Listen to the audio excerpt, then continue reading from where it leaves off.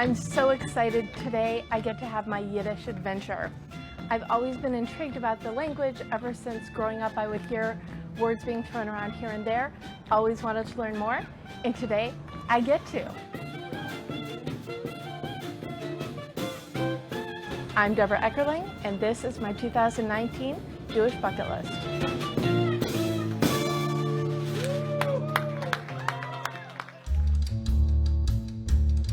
My name is Mary Coral, and I'm the director of the California Institute for Yiddish Culture and Language.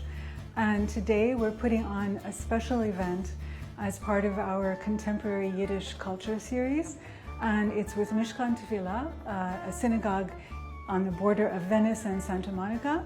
And the event is called Yiddish Poetry Beat with live music. Is wie kommt es Tage, wo sie ist noch nicht da? My own background in Yiddish is that it's my native language. It was the only language I spoke at home with my parents. And at Columbia University, I took one class in Yiddish, and I discovered that Yiddish has a grammar. Oh my, and a complicated grammar at that. And then my respect for it really was elevated, but that was all that I did with it until my parents passed away. And then I realized that I had no one to speak with anymore, and I didn't want to lose this language. So I set out to be somewhere where this was spoken, being taught, and the very first encounter with that totally sparked me, and I literally fell in love with the literature, with the music.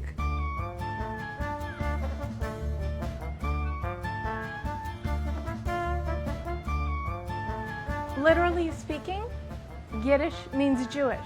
Though its basic vocabulary and grammar are derived from medieval West German, Yiddish integrates many languages: German, Hebrew, Aramaic, and various Slavic and Romance languages.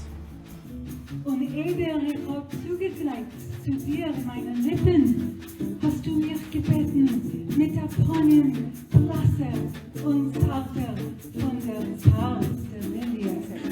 Poetry, of course, is part of Jewish tradition that goes back to the Bible, at least, and it's a wonderful, expressive aspect of Yiddish because there is something beautiful about Yiddish in that it lends itself easily to rhyme and rhythm. This is one way today in which we can bring forth this legacy in a way that appeals to a wider audience who maybe is a little bit intimidated by the idea of poetry.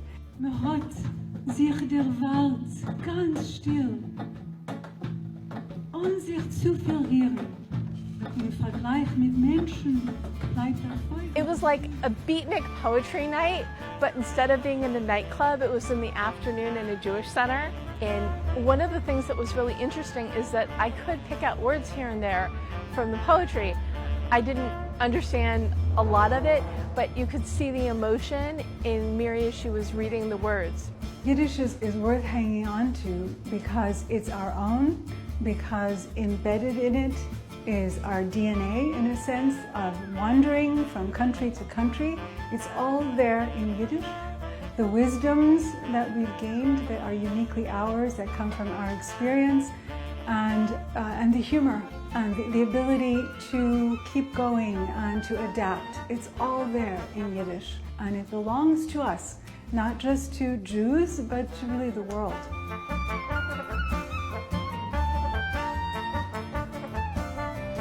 If this Jewish bucket list to hear Yiddish poetry did one thing, it only got me even more excited and more anxious to learn Yiddish. So now that I've gotten even a bigger taste of Yiddish as a language, I have to take a class because I really, really want to dive into it and be able to speak and write the language.